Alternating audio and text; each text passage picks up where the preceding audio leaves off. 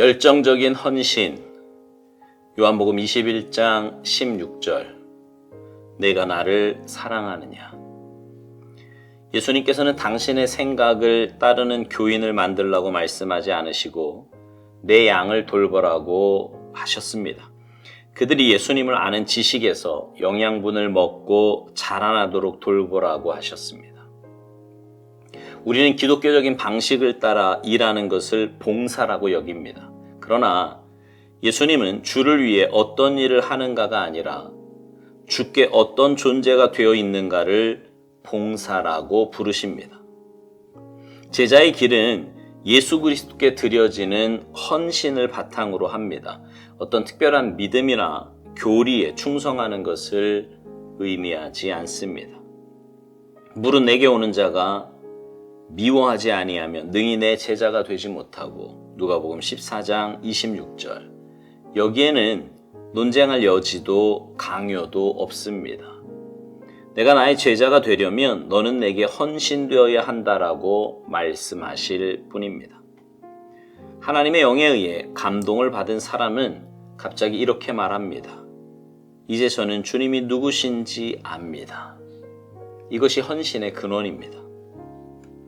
오늘날 우리는 신조를 개인의 믿음으로 대체했습니다. 그래서 그런지 많은 사람들이 여러 다른 명분에 헌신하지만 예수 그리스도께 헌신하는 사람은 아주 적습니다. 사람들은 예수님께 헌신하기를 원하지 않고 예수님의 사역에만 헌신하기를 원합니다. 예수 그리스도는 오늘날 현대 교양인들에게 하나의 큰 걸림돌로서 자신들의 목적 성취를 위한 대상이 될 뿐 그 이상은 아닙니다. 주님이 순종하신 첫째 대상은 사람의 필요가 아니라 아버지의 뜻이었습니다. 인간을 구원하신 것도 주님께서 아버지께 순종함으로 오는 자연적인 결과였습니다.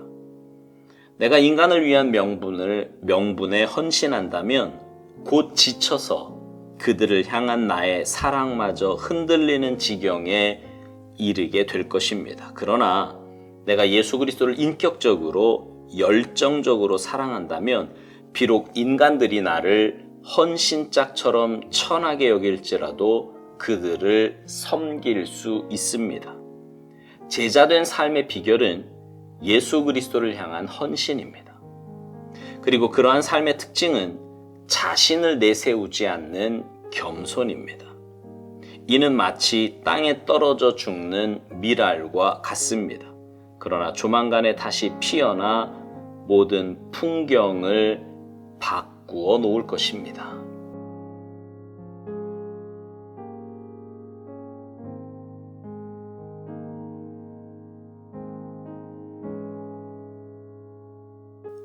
우리 교회에서요, 처음 이스라엘로 성지를 갔을 때 일입니다. 주일 아침을 마침 갈릴리 호수 옆에 있는 호텔에서 보내게 되었습니다. 하루 일정을 시작하기 전에 이제 주일이니까 호텔에 한 룸을 빌려서 주일 예배를 드리게 되었습니다. 그날 우리는 오늘 본문이 있는 이 요한복음 21장 말씀으로 함께 은혜를 나누었습니다. 특별히 내가 나를 사랑하느냐? 이 물으시는 주님의 질문이 오늘 우리에게 하시는 질문 같았습니다. 그래서 주님의 그 질문 앞에 우리가 정말 주님을 온전히 사랑하지 못함을 깨닫고 함께 눈물 흘리며 회개하는 그런 귀한 시간을 갖게 되었습니다. 주님께서 베드로에게 내가 나를 사랑하느냐고 물으셨고 베드로는 그렇다고 내가 주님을 사랑하는 줄을 주님이 아신다고 대답하였습니다. 그때 주님은 베드로에게 내 양을 먹이라고 말씀하셨습니다. 오스왈드 목사님 표현대로 그들이 예수님을 아는 지식에서 영양분을 먹고 자라나도록 돌보라고 하셨습니다. 우리는요, 주님의 일을 하는 것을 봉사라고 생각합니다. 그러나 예수님은 주를 위해 어떤 일을 하는가가 아니라 주께 어떤 존재가 되어 있는가를 봉사라고 부르신다고 오스왈드 목사님은 말합니다. 사실 우리가 어떤 일을 한다는 것이 주님 입장에서는 그리 중요한 게 아닙니다. 전능하신 주님은 우리의 도움이나 우리의 노력이 필요한 분이 아니시기 때문입니다. 주님께는 내가 어떤 존재가 되는지, 어떻게 주님 닮아가는지가 훨씬 더 중요한 일입니다. 오스왈드 목사님은 여기서 제자의 길에 대한 정의를 내리는데, 제자의 길은 예수 그리스도께 드려지는 헌신을 바탕으로 하는 것이지 어떤 특별한 믿음이나 교리에 충성하는 것을 의미하지 않는다고 말합니다. 그러니까 제자는요, 주님께 헌신하는 사람이에요. 주님께 헌신한다는 것은 주님을 알아가는 거고 주님을 닮아가는 것입니다. 주님을 알아가니 주님께서 뭘 원하시는지 알게 되는 거고요. 그것이 바로 주님을 닮아가는 삶의 시작이 되는 것입니다.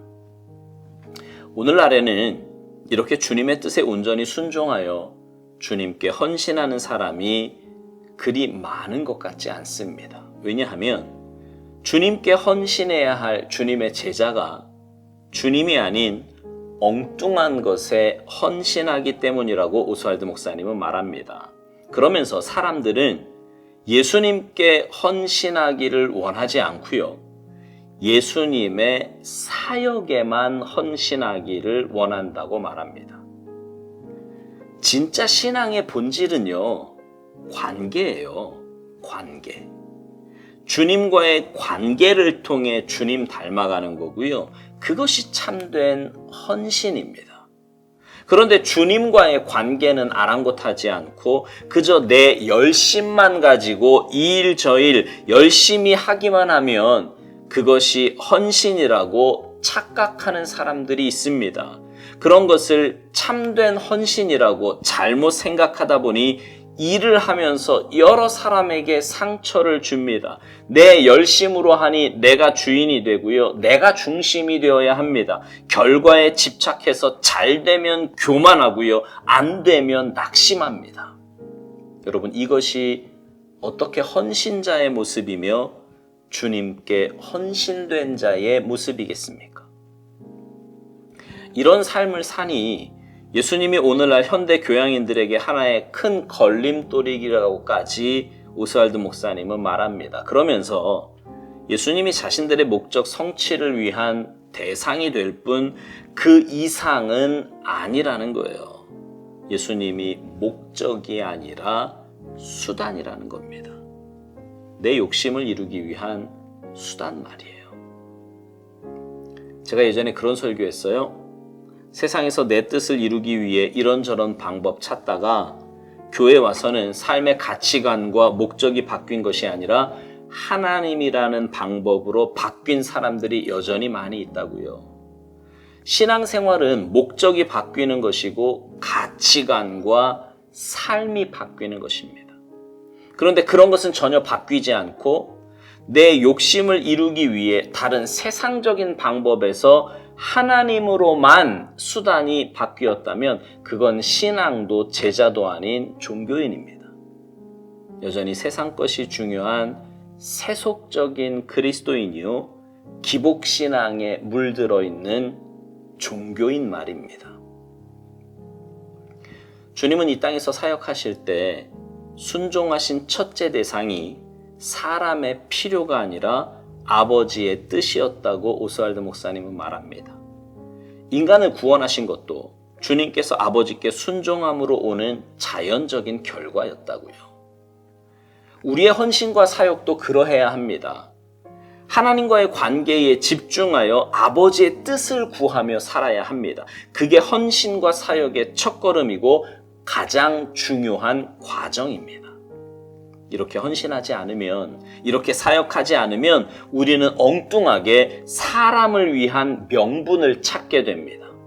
그리고 그렇게 헌신하다 보면 지칠 수밖에 없고요. 결국 그들에게 향했던 내 관심과 사랑마저도 식어지게 된다고 오스왈드 목사님은 말합니다.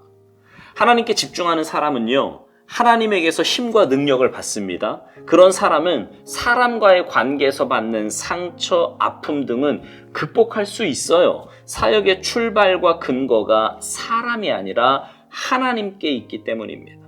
그러나 사역을 한다고 하면서 하나님이 아닌 사람에게 그 출발과 근거를 찾게 되면 첫 단추부터 잘못 끼운 것이라 지칠 수밖에 없고요.